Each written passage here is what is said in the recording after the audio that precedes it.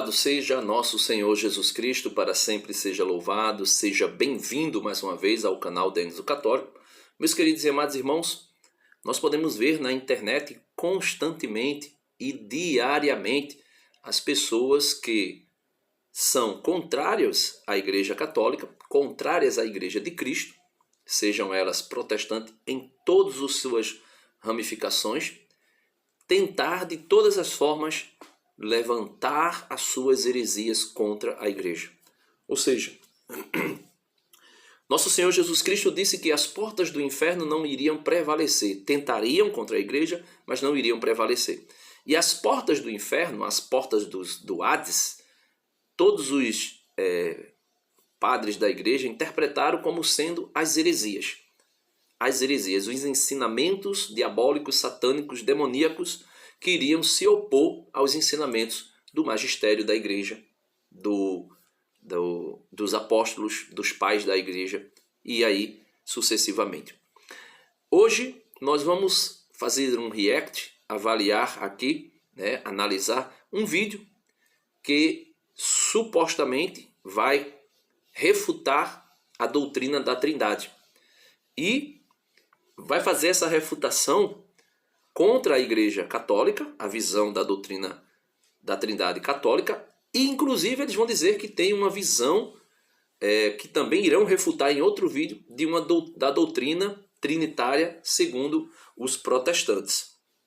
E aí eu já não posso responder pelos protestantes, né? Mas eu acredito que aqueles que acreditam na Trindade, no meio protestante, eles têm a mesma visão que nós temos da Trindade.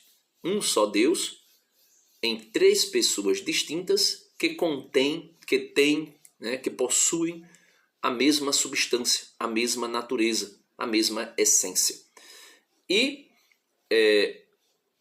a pessoa do vídeo vai dizer que vai refutar a Trindade. Eu acredito que esse vídeo seja de alguém que é dos Testemunhas de Jeová. Por quê?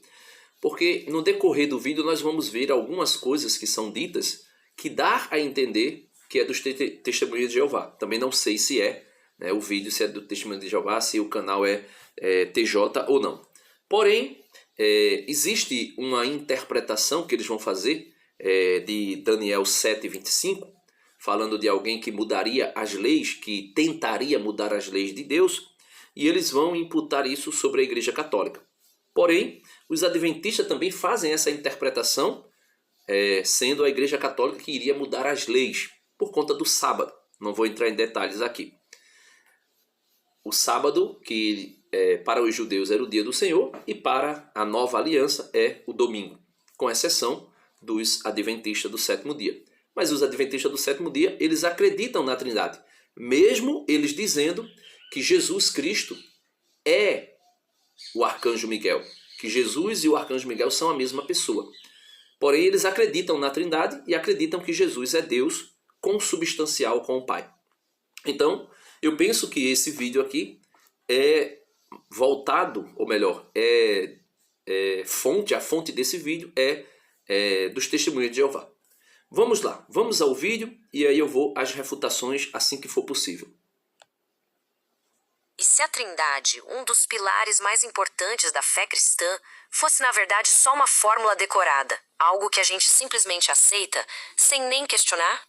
É exatamente nisso que a gente vai mergulhar fundo agora. Nessa análise, vamos colocar a doutrina da Trindade sob a luz. Ela vai agora fazer a análise da doutrina da Trindade. Ela vai usar lógica, né? Só que é aquela questão. Usar lógica, a pura lógica para as coisas de Deus, é a mesma coisa que você ser ateu e querer colocar lógicas humanas nas coisas de Deus. Por quê? Porque nós podemos ver inúmeras coisas que fogem à lógica humana, né, puramente, mas que é divino, está revelado, né?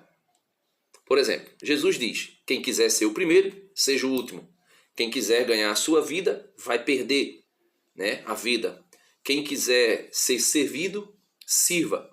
Quem quiser ser exaltado, se humilhe. E assim sucessivamente. Ele diz, a sabedoria de Deus para o mundo é loucura e a sabedoria do mundo para Deus é loucura. Ou seja, a lógica pura humana não entra, não tem como fazer uma análise de Deus, da lógica de Deus, né? Luz da Bíblia. O foco? Desmontar a lógica por trás do modelo conhecido como católico clássico. Mas, antes de qualquer coisa, Veja que ela está dizendo que vai usar a Bíblia, ou seja, aí já é o sola escritura. Só que depois ela vai dizer que vai refutar a doutrina da Trindade dos protestantes. E os protestantes dizem que são somente as escrituras que fundamentam as suas doutrinas. Então veja aí a contradição no protestantismo, na religião da nova era, que é o protestantismo, que diverge entre eles mesmos, mas todos se unem para atacar a Igreja Católica. É como os irmãos de José. Eles divergiam entre si o que fazer contra José, mas todos se uniram para atacar José. E no final, José era quem estava com a razão, era quem estava certo. E inclusive foi por meio de José que Deus salvou os seus irmãos. A mesma coisa acontece com a igreja, as igrejas protestantes. Todos eles divergem entre si, mas se unem entre si para atacar a Igreja Católica, entre aspas, para atacar José. Só que é por meio de José que Deus salvará a todos, pois fora da Igreja Católica não há salvação. E aí nós podemos ver claramente isso ao longo de toda a história. Vamos lá. Ela vai combater a doutrina clássica da Trindade Católica, né? Ela coloca aí várias versões, a mesma palavra, lógicas diferentes. Vamos lá. fundamental entender um ponto. O termo trindade não é um bloco único. Na verdade, existem várias estruturas lógicas bem diferentes por trás dessa mesma palavra. Olha só, existem pelo menos 4 grandes modelos lógicos para tentar explicar a trindade: o católico, o protestante, o ortodoxo e o modalista.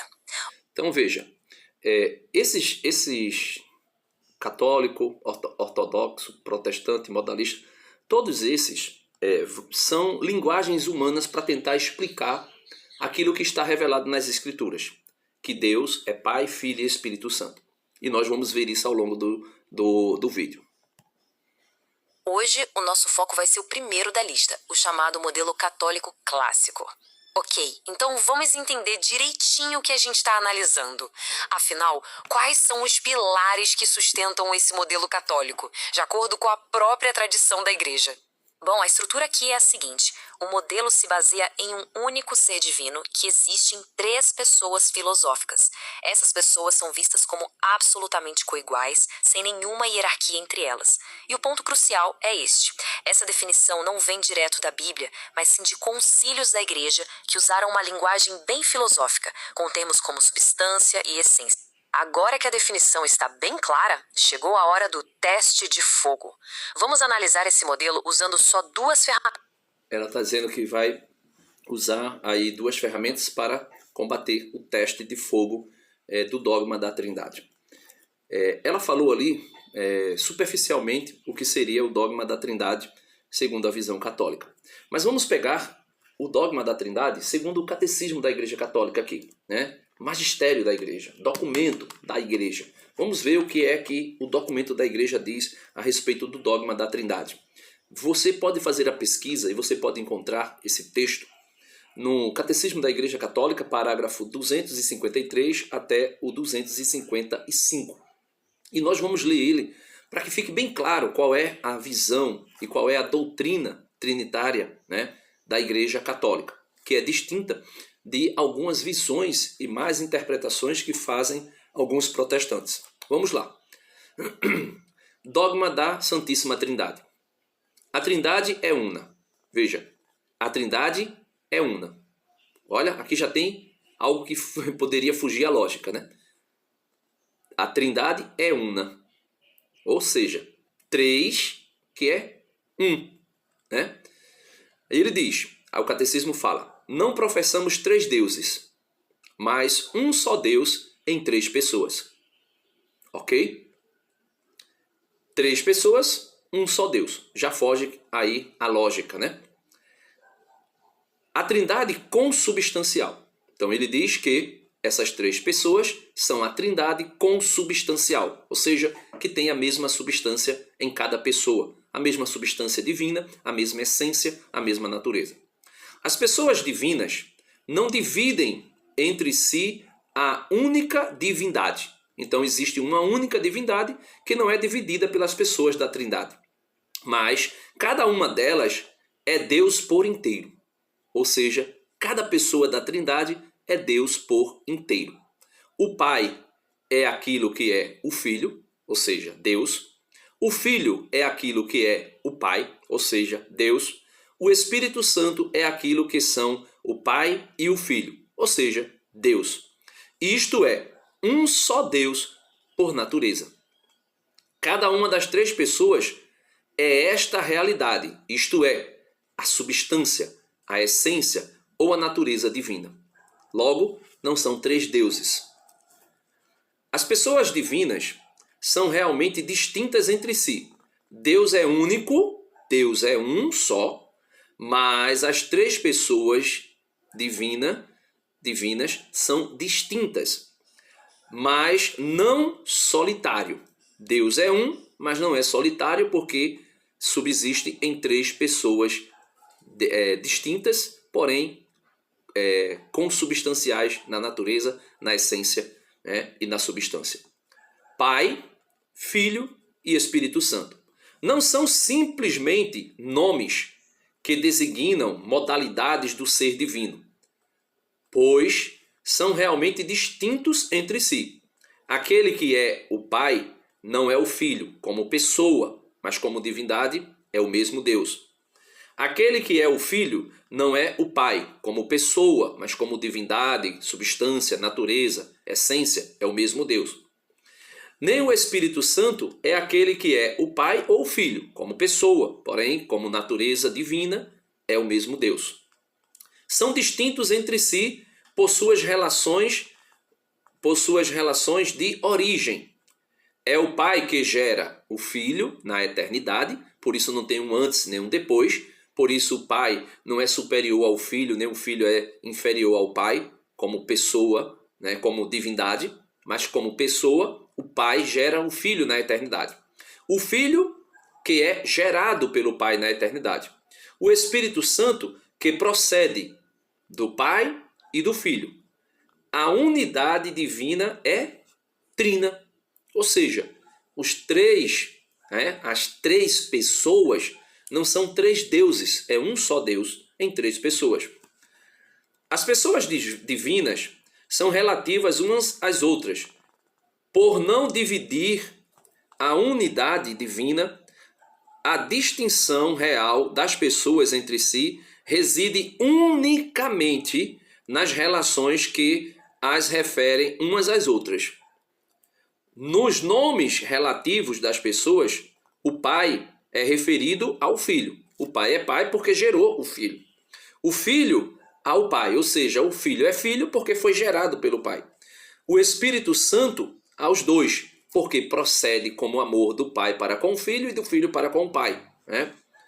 Quando se fala dessas três pessoas, considerando as relações, se crê, todavia, em uma só natureza ou substância. Pois tudo é uno neles. Tudo é uma única coisa, sem relação de oposição. Não existe oposição entre o Pai, o Filho e o Espírito Santo.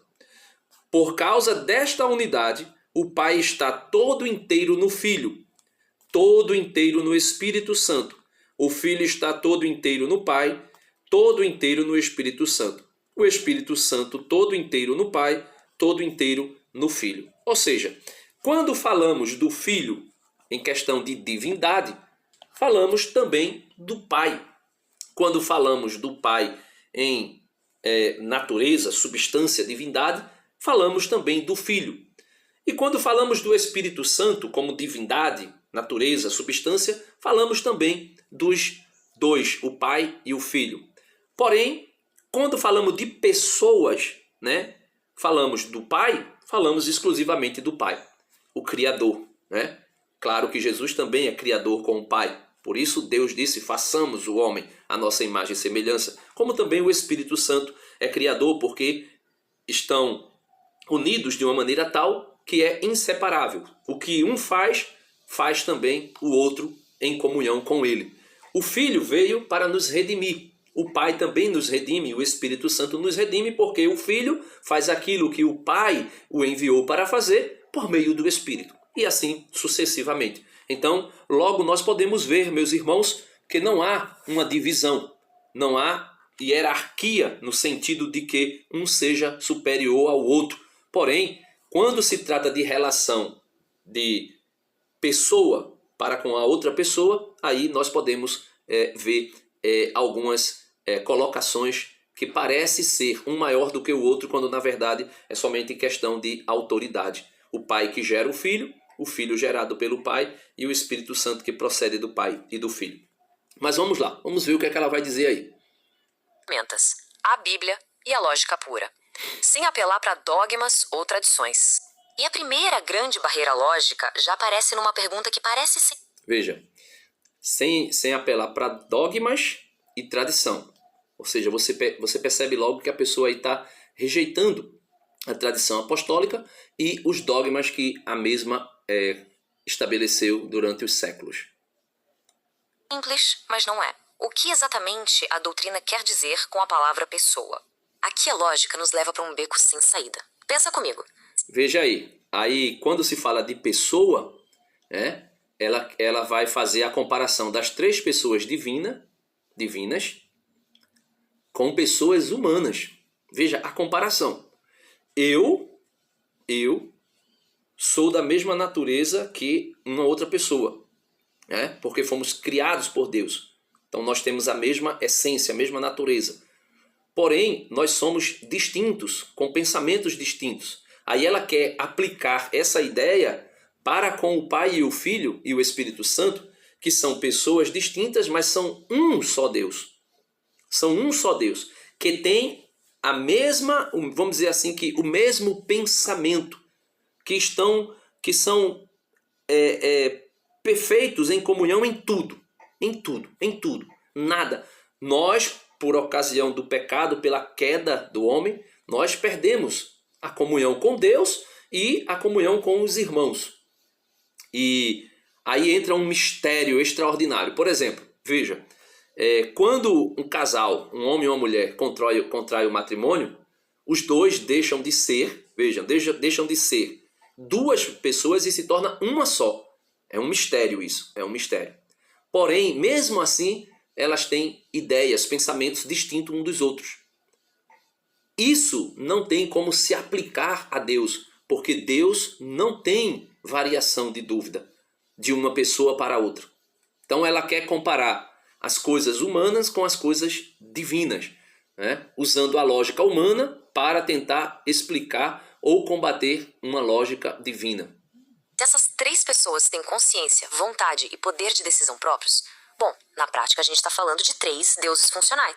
Não é três deuses funcionais, porque essas três pessoas têm vontade própria, claro, mas, porém, a vontade de um não contradiz a da outra. Nós podemos ver Cristo. Cristo encarnado, veja, Cristo recebe na sua encarnação a fragilidade da humanidade. Inclusive a fome, a sede e tudo mais. E lá no Getsêmani, Jesus vai dizer assim: Pai, se for possível, afasta de mim esse cálice, mas que não seja feita a minha vontade. E ali Jesus, como homem, na fragilidade humana, veja, na fragilidade humana ali, que ele assumiu de cada um de nós, ele teve medo. Ele suou sangue. Ele ficou angustiado até a morte. Isso só é possível em Deus porque o Verbo se encarnou.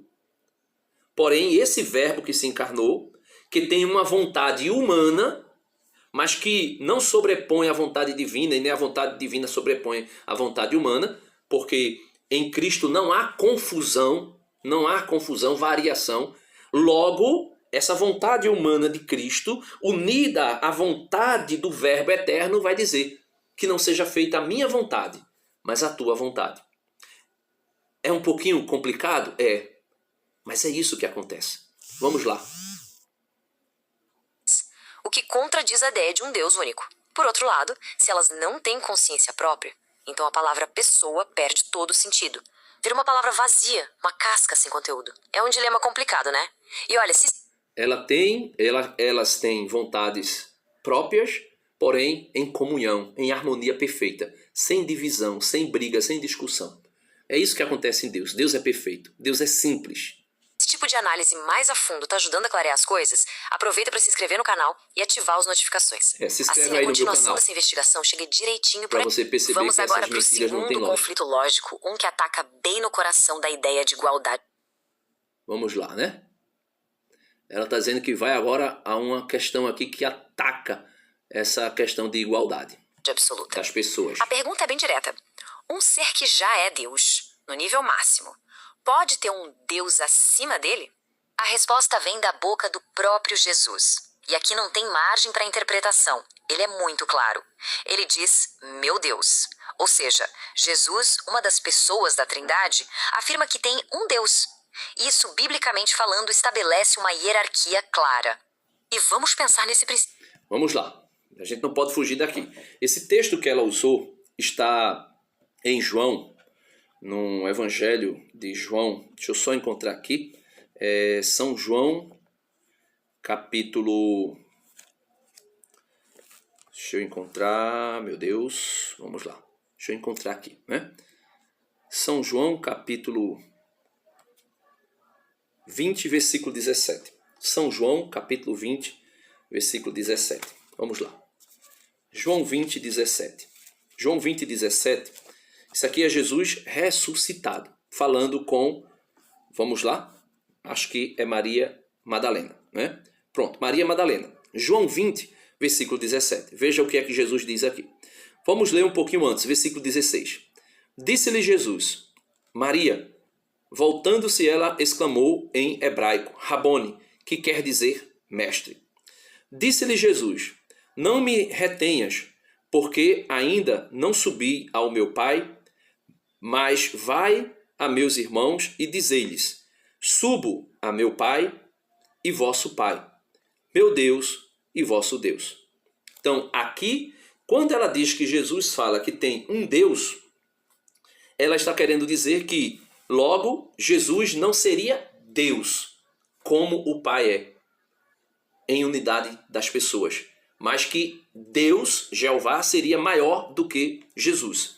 Agora, vamos ver um texto que, se essa interpretação dela estiver correta, porque aí, quando Jesus fala aqui, o meu Deus e vosso Deus, Jesus está falando, ele como ser humano, ressurreto, claro, mas continuou homem, por isso São Paulo vai dizer, não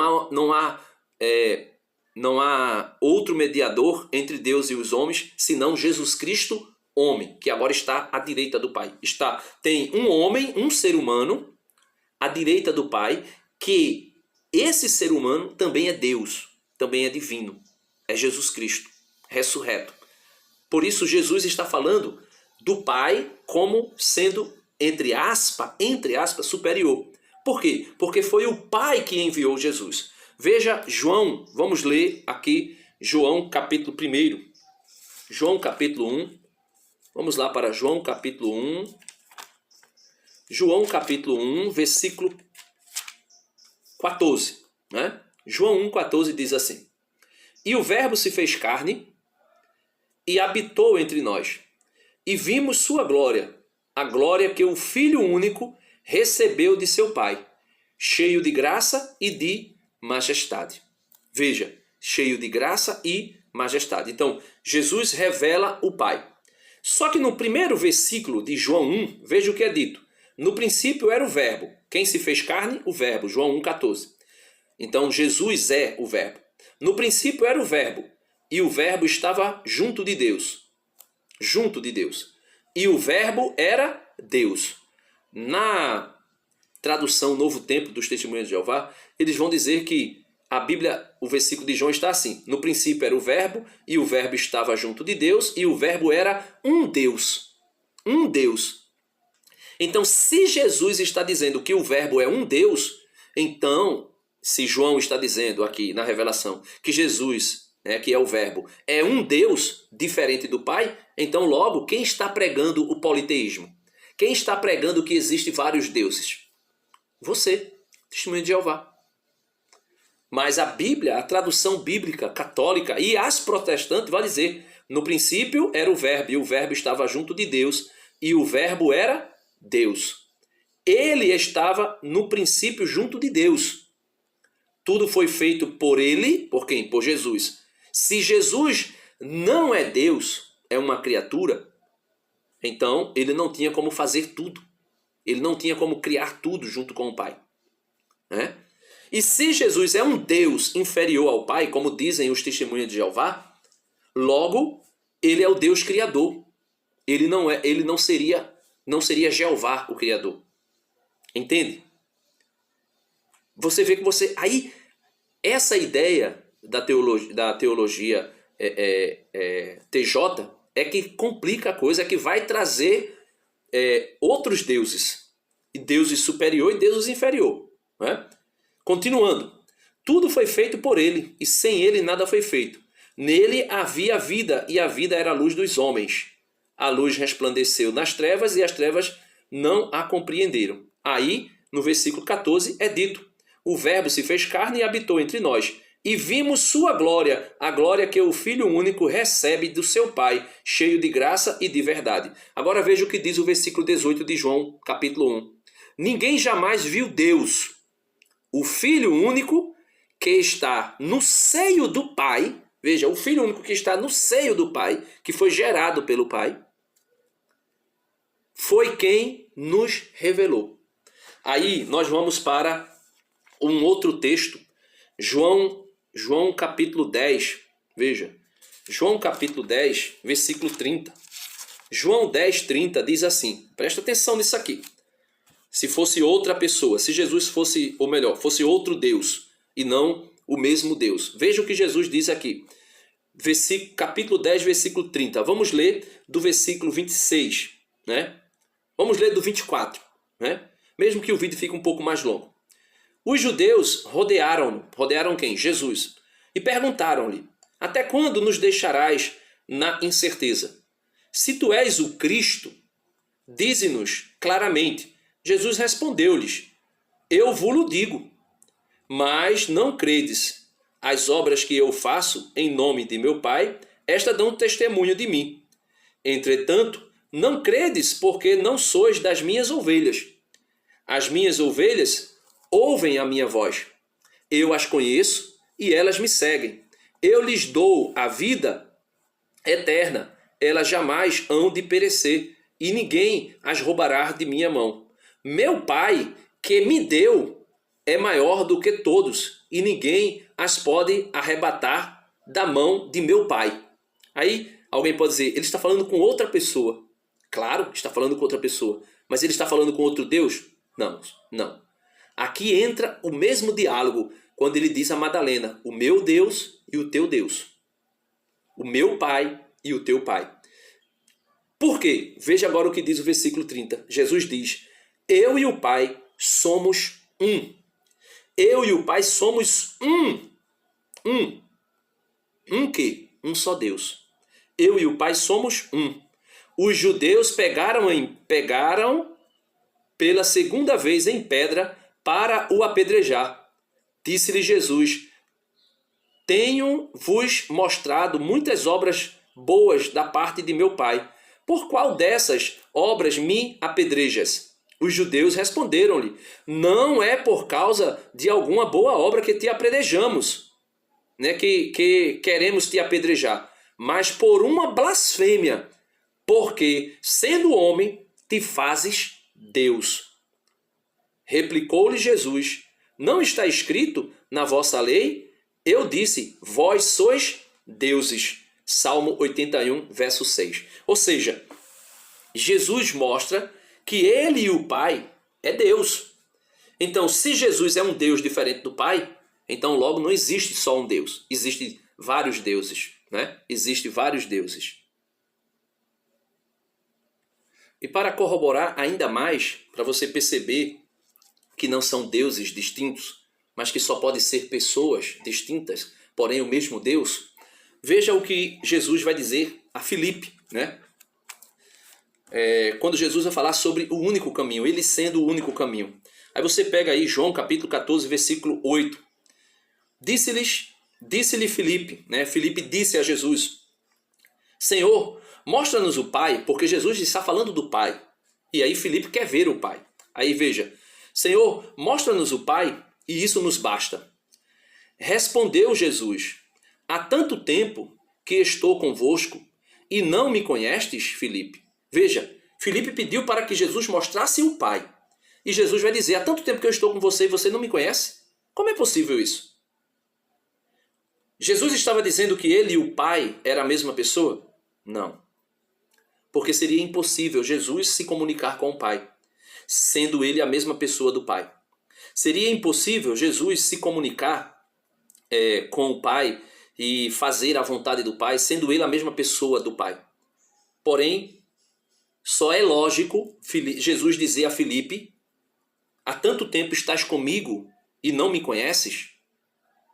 Porque Jesus está dizendo: eu sou Deus com o Pai. E aí veja o que Jesus vai dizer. Vou repetir o versículo 8 e o versículo 9 novamente para você entender o que eu disse. Disse-lhe Filipe: Senhor, mostra-nos o Pai, e isso nos basta. Respondeu Jesus: há tanto tempo que estou convosco e não me conheceste, Filipe? Aquele que me viu, viu também o Pai. Como, pois, dizeis: mostra-nos o Pai? E aí Jesus continua: não credes que eu estou no Pai e que o Pai está em mim? Então Jesus e o Pai estão unidos em comunhão, porque são a mesma divindade. É o mesmo Deus. Só é possível Jesus e o Pai serem um, como ele disse lá em João, capítulo 10, verso 30, eu e o Pai somos um, se eles forem a mesma divindade. Porque se forem a mesma pessoa, não é possível a mesma pessoa. Não é possível o pai falar com o filho e o filho falar com o pai. Não é possível o filho fazer a vontade do pai. Então, como pessoa, Jesus está fazendo a vontade do Pai. Porém, como divindade, Jesus e o Pai é a mesma coisa. É a mesma divindade. Veja, não credes que eu estou no Pai e que o Pai está em mim? As palavras que vos digo, não as digo de mim mesmo, mas o Pai que permanece em mim é que realiza as suas próprias obras. Crede-me, estou no Pai e o Pai em mim. Crede-o, ao menos, por causa destas obras. Agora veja João capítulo 20. Veja João capítulo 20. João 20. Deixa eu só encontrar aqui.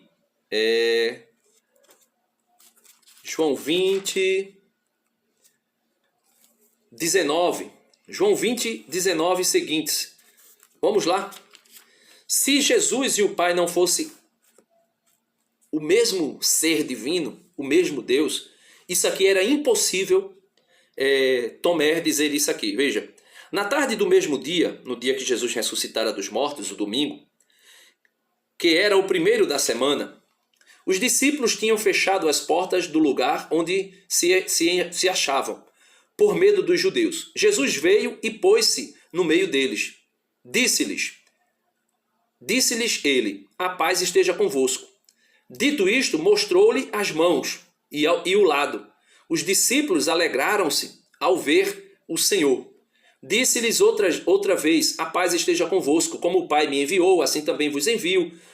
Depois dessas palavras, soprou sobre eles, dizendo: recebei o Espírito Santo. Aqueles a quem perdoados o pecado, ser-lhe-ão perdoados. Aqueles a quem retiverdes serão retidos. Aí veja o que é dito agora.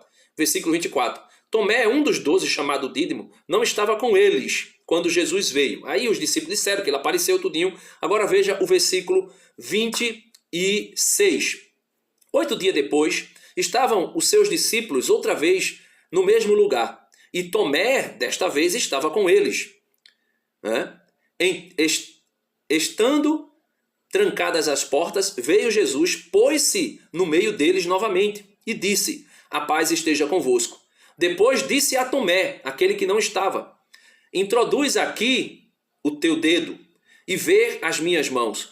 Põe a tua mão no meu lado, não sejas incrédulo, mas homem de fé. Agora veja o que Tomé vai dizer: respondeu-lhe Tomé, meu Senhor e meu Deus.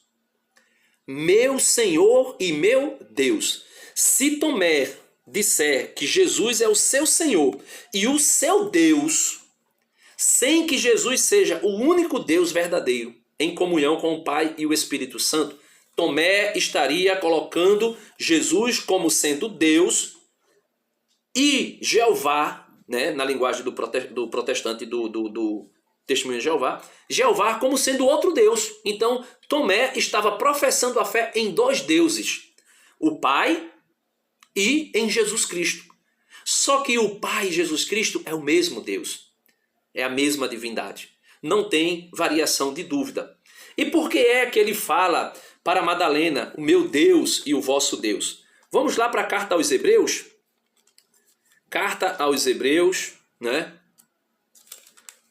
Carta aos Hebreus, capítulo 2, ou melhor, capítulo 1, verso 11. Carta aos Hebreus, capítulo 1, versículo 11. Veja o que ele vai dizer, por que é que Jesus diz o meu Deus e vosso Deus. Veja, versículo 11.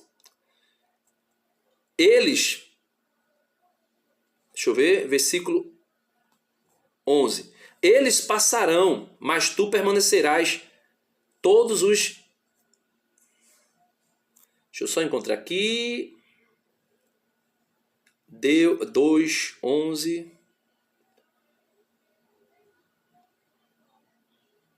Deixa eu só encontrar aqui. Acabei me perdendo, mas eu vou voltar. Desculpe, eu peguei o texto errado. É 2, 11. Por que é que Jesus diz para Madalena, o meu Deus e vosso Deus, o meu Pai e vosso Pai? Por quê? Veja, Hebreus 2, versículo 11. Para que santificador, Jesus Cristo, e santificados formem um só todo. Por isso, Jesus não hesita em chamá-los seus irmãos. Por quê? Todos descendem de um só. Veja, para que santificador, Jesus Cristo, e santificados formem um só todo. Por isso, Jesus não hesita em chamá-los de seus irmãos, dizendo: anunciarei teu nome, o nome de quem? De Deus, aos meus irmãos. No meio da assembleia cantarei os teus louvores. Ou seja, Jesus, por ser filho e gerado pelo Pai, e em Cristo nós nos tornamos irmãos, ou seja, o santificador, Jesus Cristo. João vai dizer que o sangue de Cristo nos purifica de todo pecado, né? Por isso, Cristo é o santificador, pela morte de cruz ele nos santifica, nos justifica.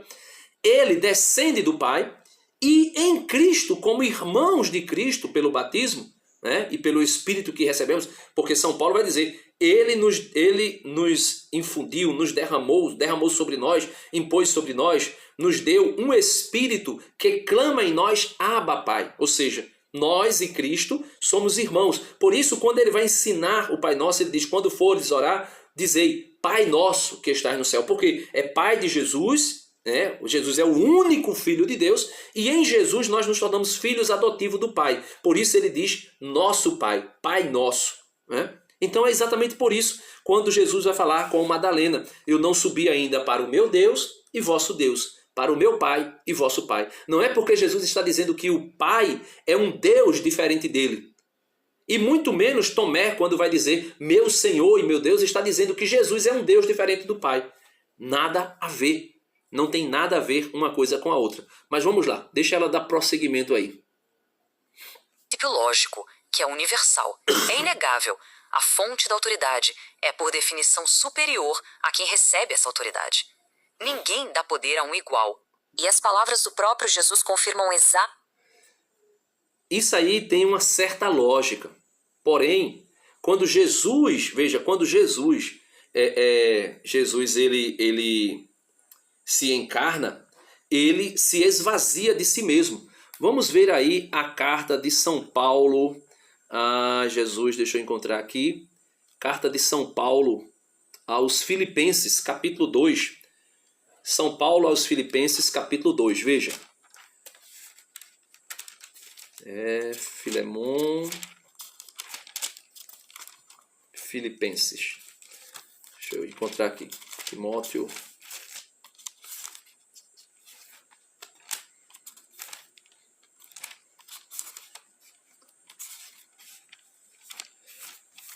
Rapidamente.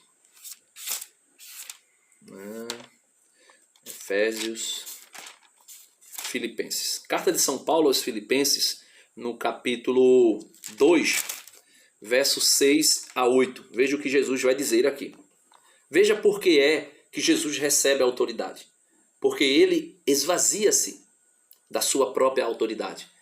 Ele se esvazia da sua condição divina. Veja, Filipenses capítulo 2, versos 6 a 8. Né? Vamos ler do 5 a 8. Dedicai-vos mutuamente à estima que se devem em Cristo Jesus. Sendo ele, veja, sendo ele quem? Cristo. Sendo ele, que está falando de Cristo, Paulo está falando de Cristo. Sendo ele de condição divina, veja, Jesus é de condição divina.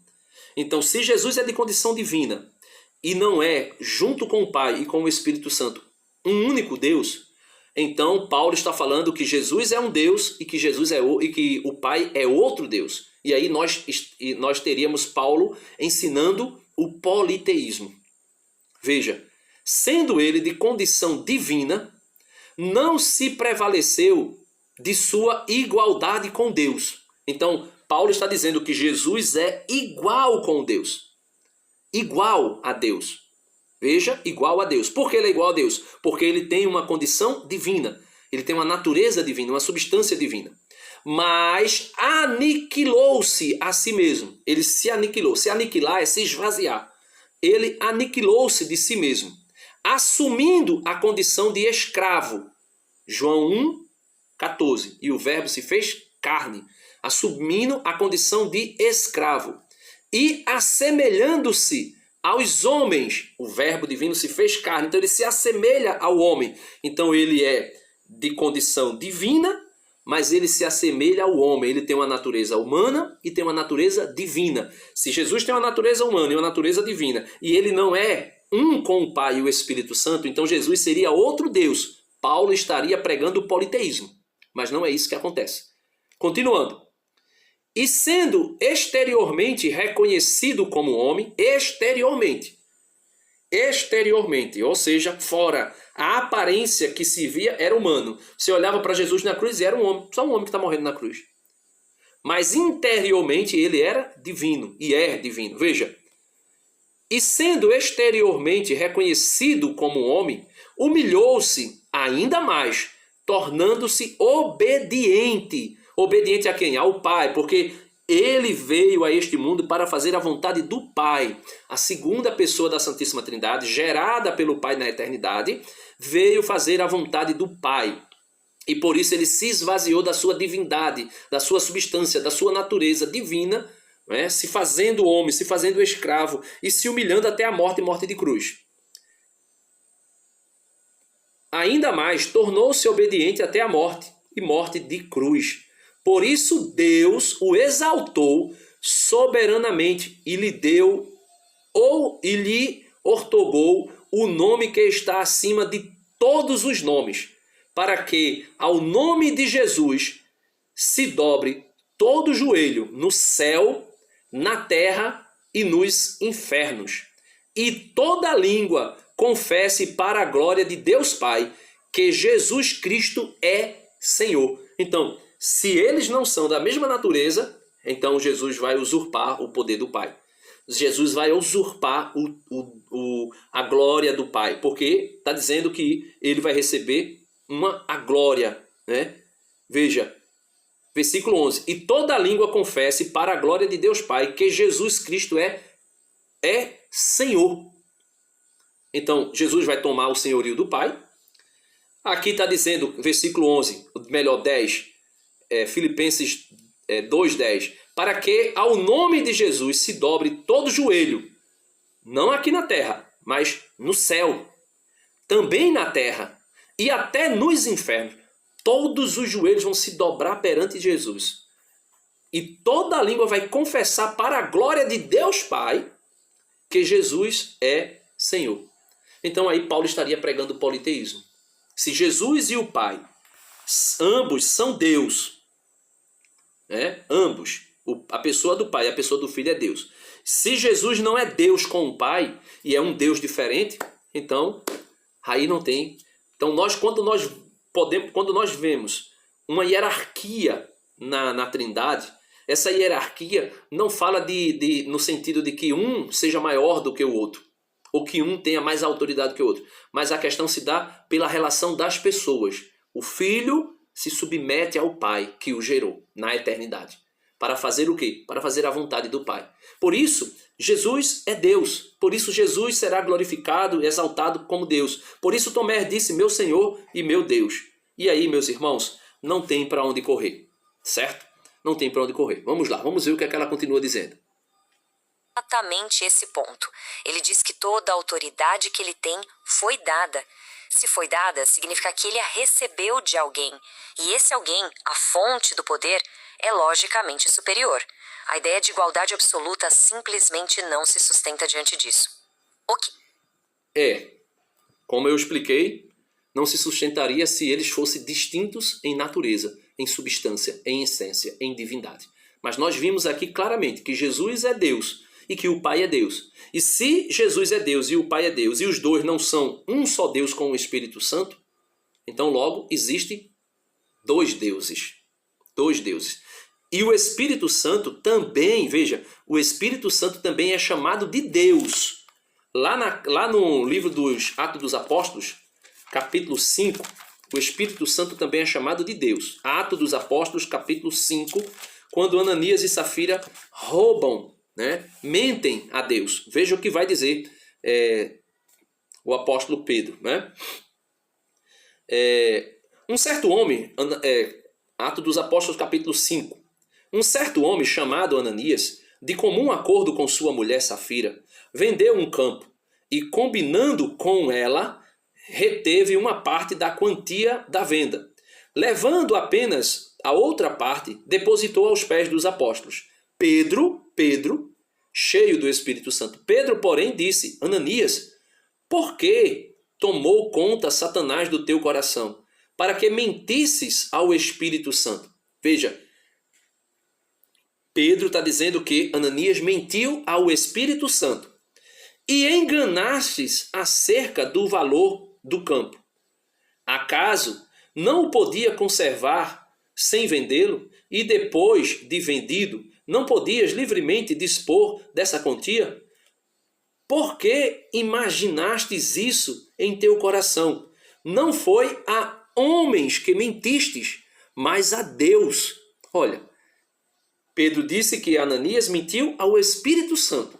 E agora ele está dizendo que Ananias não mentiu a homem, mentiu a Deus. Se o Espírito Santo não é uma pessoa em comunhão com o Pai e o Filho, e as três pessoas são uma só divindade, então Pedro estaria ensinando que o Espírito Santo é Deus, e se o Espírito Santo não é Deus com o Pai e o Filho, logo o Espírito Santo seria outro Deus. Aí sim nós temos um politeísmo e não uma unidade na Trindade, sem divisão, uma só divindade. Entende? Mas por que essa discussão teológica toda é tão importante? A resposta é que ela tem um impacto direto e gigantesco na nossa capacidade de entender corretamente as profecias, especialmente as de Daniel. Veja, ele vai falar Daniel e Apocalipse. Ela não entra em detalhes aqui, mas ela vai falar de uma pessoa que elas vão querer imputar, né, os adventistas imputam sobre a igreja, sobre o Papa, a igreja romana, quando na verdade a maioria dos estudiosos bíblicos vai dizer que é outra pessoa totalmente diferente. E Apocalipse. O caminho é este, olha só. Primeiro, se aceita uma definição de Deus que não vem da Bíblia e sim de concílios humanos. Pronto, aqui ela vai falar de três questões. Né? A primeira é aceitar as questões as doutrinas que vêm de concílio. Não de Deus, né? Não de Deus, não da Bíblia, mas de concílios. Agora o grande problema e quem foi que disse que os 27 livros do Novo Testamento é Bíblia, é palavra de Deus? Quem foi que disse? Preste atenção aí. Se ela nega os concílios para dizer que Deus é trino, então ela deveria negar os concílios para dizer que a palavra de Deus, o Novo Testamento, é palavra de Deus. E deveria rejeitar esses textos do Novo Testamento, que inclusive ela usou aí para tentar refutar a igreja. Veja, quem foi que definiu os 27 livros do Novo Testamento? Faça uma pesquisa, faça essa pergunta aí no Google. Faça essa pergunta no Google e você vai ver. Não é nem eu que estou dizendo, o Google, até o Google vai dizer. Ou quem sabe até aí no site GPT. Veja aí. Faça essa pergunta. E a resposta será a mesma que a Igreja Católica estabeleceu ao longo dos séculos. A Igreja Católica, nos primeiros séculos, culminando em concílios regionais, no final do século IV, né, depois de Cristo, né, os concílios de Hipona, do ano 393 depois de Cristo, e o concílio de Cartago, 397 depois de Cristo, com respaldo posterior do Papa Inocêncio I, em 405 depois de Cristo, formalizando o cânon que conhecemos hoje. Então, a Igreja Católica, no concílio de Hipona, no concílio de Cartago, e reafirmado no concílio, ou melhor, reafirmado pelo Papa Inocêncio I, no ano 405, vai dizer que os 27 livros que nós temos hoje como palavra de Deus do Novo Testamento são palavra de Deus. E foi a igreja que definiu isso. Aí, Lutero tirou alguns livros do Antigo Testamento, e o capítulo 14 de Daniel, e outras partes de outros livros. E no Concílio de Trento, a igreja reafirma que a palavra de Deus é o que nós conhecemos hoje, 73 livros, né? Antigo e Novo Testamento. Então, se ela rejeita os concílios para a definição dos dogmas, como a Trindade, por exemplo, o dogma da Trindade, ela deveria rejeitar os concílios que definiram o que era o Novo Testamento. Vamos lá. Ao fazer isso, a autoridade da instituição religiosa é colocada acima da autoridade da Escritura. A autoridade da instituição religiosa não é colocada acima. Mas a autoridade da instituição religiosa é ela quem diz que é a Bíblia. Por quê? Porque a igreja, inspirada por Cristo, é quem vai dizer quais são os textos sagrados. Foi a igreja que disse que a carta de São Paulo aos Romanos é Bíblia, é palavra de Deus, que a primeira carta é a segunda carta aos Coríntios, que as cartas de Pedro, que as cartas a Timóteo, a Tito, que a carta aos Hebreus, que o Apocalipse. Inclusive Lutero, protestante, queria tirar o Apocalipse, queria tirar a carta de Judas, queria tirar a carta aos Hebreus e queria tirar a carta de São Tiago, que inclusive ele chamou carta de palha. Lutero queria tirar. Mas a igreja foi quem disse que estes textos são palavras de Deus. Então, não é colocar a igreja acima, mas a Bíblia, ela é uma expressão da igreja. Primeiro aconteceu a igreja, primeiro a igreja existiu. E depois, quando Paulo só escreveu uma carta aos Romanos, porque primeiro foi instituída em Roma uma igreja. Foi estabelecida uma igreja. Só que a igreja de Roma depois precisou de ensinamento, correção a respeito de coisas que estavam surgindo dentro daquela igreja. Aí Paulo escreve a carta aos Romanos. Paulo instituiu, podemos assim dizer, edificou a igreja de Corinto. A igreja de Corinto começou a colocar coisas dentro da igreja que não era condizente com os ensinamentos orais de Jesus e dos apóstolos. Aí Paulo vai e escreve uma carta e depois 2 cartas à igreja de Corinto. Então, logo, a igreja veio primeiro. O Novo Testamento é expressão da igreja. Nasceu por uma necessidade de ensinamento e correção da igreja. Então, aqueles que eram anunciadores, pregadores do evangelho, como Paulo, precisou colocar por escrito algumas coisas do evangelho que estava sendo rejeitada, modificada, adulterada, deturpada dentro das igrejas. E aí Paulo escreve as cartas. Vamos ver aqui a terceira, Aí ela vai falar das profecias. Resultado, o cumprimento exato da profecia de Daniel 7:25, que fala sobre um poder que tentaria mudar os tempos e a lei. Então, o ponto crucial é este. Qual é esse poder que tentaria mudar os planos e a lei de Deus? Então, Daniel, capítulo 7, versículo 25, vai dizer o seguinte. Deixa eu só encontrar aqui Daniel. Porque eu ia só fazer a citação, mas deixa eu encontrar como está lá. Daniel 7, 25.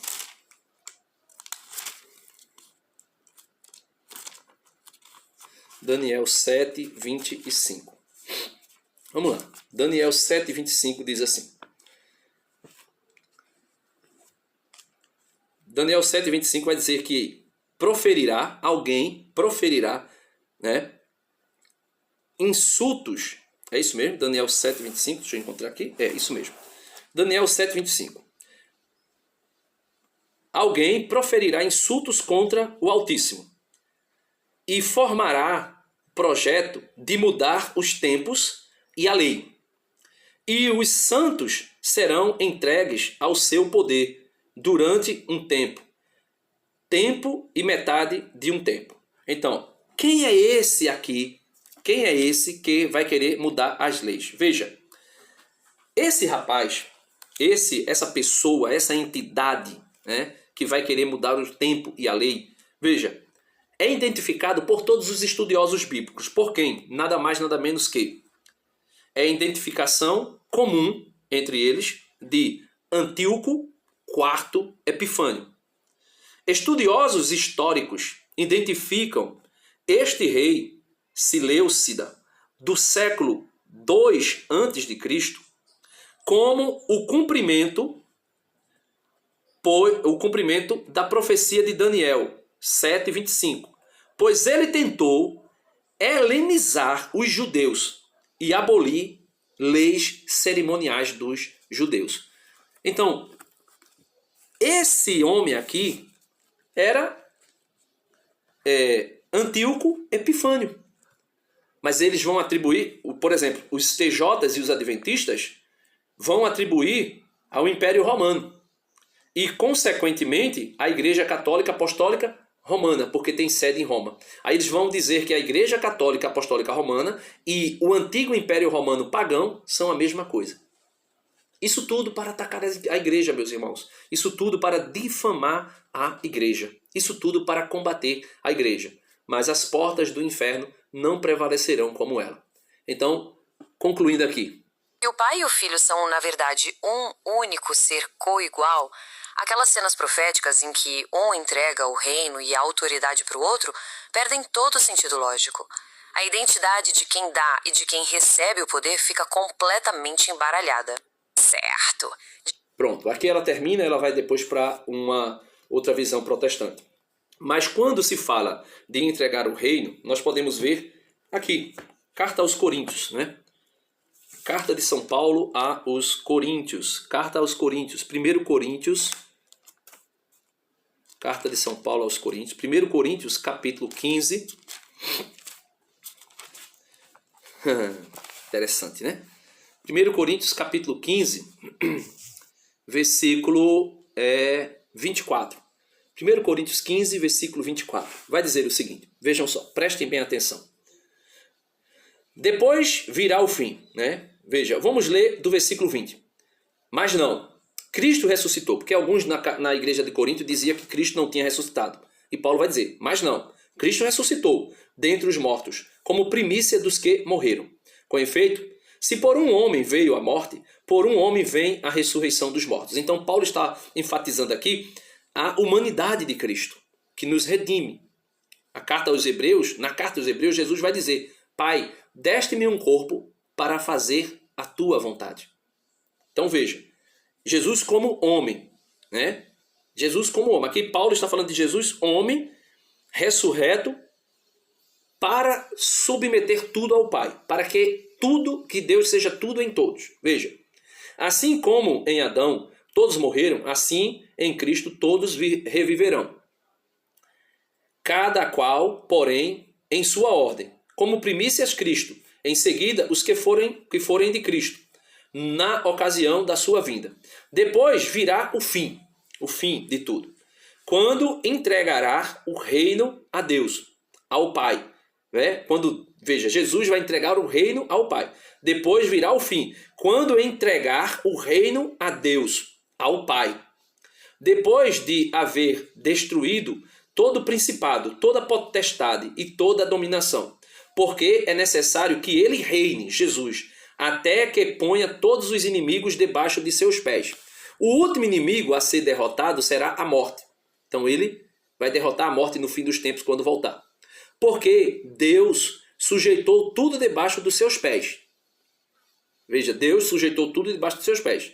Mas quando ele disser que tudo lhe está sujeito, claro que se excetua ou se exclui aquele que lhe sujeitou todas as coisas. Então, tudo vai estar sujeito a Cristo, exceto o Pai, que sujeitou a Cristo todas as coisas.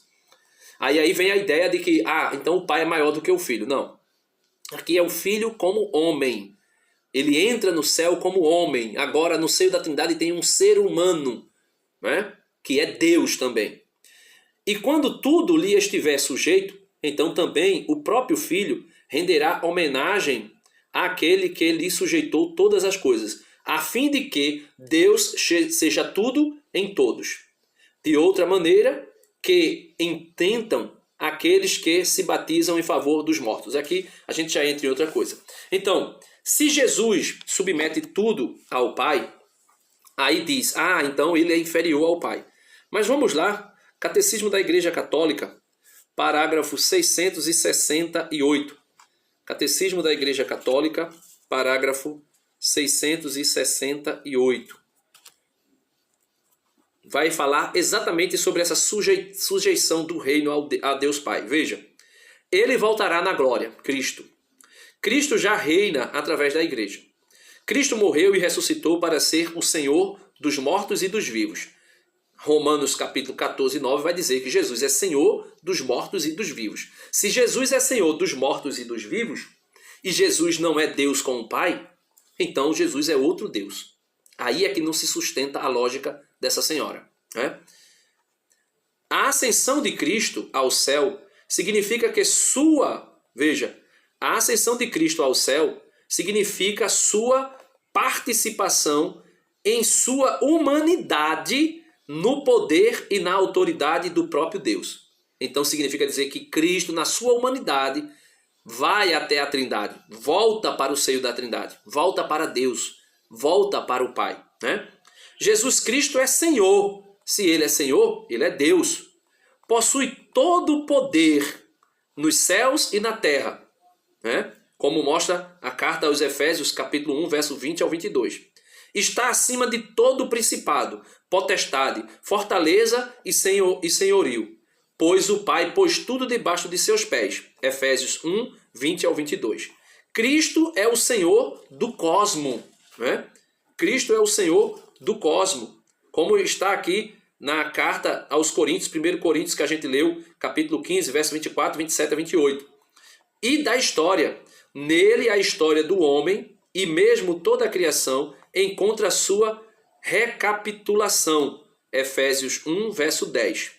Sua consumação transcendente. Ou seja, quando se fala de Cristo entregar a autoridade ao Pai, não está falando de que ele é inferior ao Pai, mas está dizendo que ele, como homem, agora, entrando na eternidade, ele submete todas as coisas ao Pai. Ou seja, meus irmãos, trocando em miúdos, a manifestação, a intenção, o desejo dos protestantes vai ser sempre combater a Igreja Católica. E para combater a Igreja Católica, eles ressuscitam heresias antigas, para negar a divindade de Cristo. Nestório negava, Ário negava que Jesus é Deus com o Pai. Né? Porque fazia aquela, não vou entrar em detalhe do que é o arianismo nem o nestorianismo, mas aquelas divisões, aquelas separações, aquelas negações de que Jesus é Deus. Isso tudo é ressuscitado por uma única coisa, a intenção de combater a Igreja Católica. E quem é que faz tudo isso? Satanás. Satanás. As portas do inferno, ou seja, as doutrinas diabólicas de Satanás, como São Paulo diz, que o homem não aceitará a palavra de Deus e vai ficar no ouvido como que sentindo um comichão e vai começar a juntar mestre para junto de si. E esses mestres vão introduzir doutrinas, heresias, como diz São Pedro, destruidoras, e Paulo chama de diabólicas, doutrinas de demônios. É isso, para negar que Jesus, o Pai e o Filho, não, melhor, Jesus, o Pai e o Espírito são um só Deus que subsiste em três pessoas distintas, a mesma natureza, mesma substância, mesma essência, mesma vontade, em comunhão plena e perfeita. Aí se faz comparação humana para tentar explicar as pessoas divinas, que não é possível. Algumas até a gente pode assim dizer, eita, dá para fazer algumas comparações. Outras é impossível, não tem como. Deus abençoe você, até o próximo vídeo, se Deus quiser, e que viva Cristo Rei, né?